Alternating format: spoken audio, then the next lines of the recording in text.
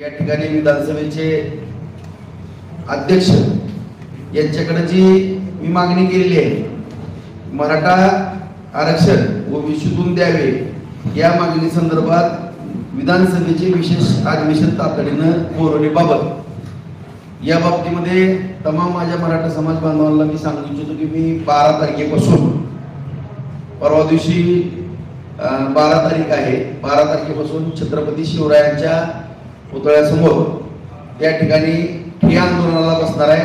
ते ठिय्या आंदोलन बेमुदत असणार आहे आणि त्या ठिकाणी विधानसभेचे अध्यक्ष यांना मी ईमेलवरती पत्र कालच पाठवलेलं आहे। सगळ्या पक्षालाही ईमेलवरती पत्र पाठवलेले आहेत।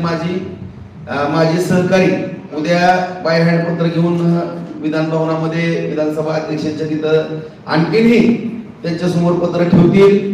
त्याचबरोबर प्रत्येक पक्षाच्या कार्यालयामध्ये जाऊन त्याची पोच ही घेतली जाईल आणि या ठिकाणी जो सातत्यानं संपूर्ण महाराष्ट्र राज्यामध्ये मराठा आरक्षणाच्या संदर्भात विविध मागण्या समोर येत आहेत आणि त्यापैकी एक ओबीसीतून मराठा आरक्षण मिळावं ही जी प्रमुख मागणी सतत येते आणि यामध्ये सतत राजकारण केलं जाते।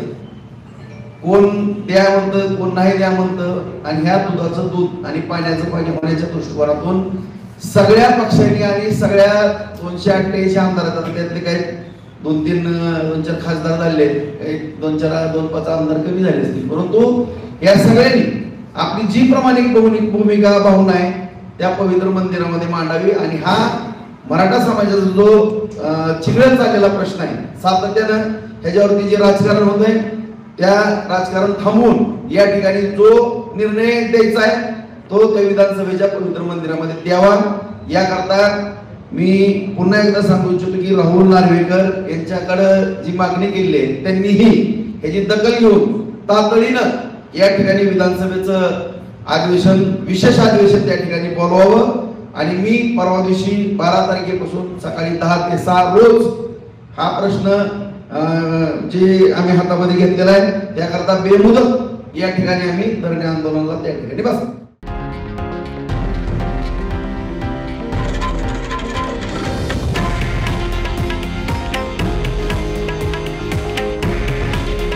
हे आहे देशातील नंबर 1 न्यूज नेटवर्क आणि आपण पाहत आहात TV9 मराठी। काळजी तुमची, हित महाराष्ट्राचं।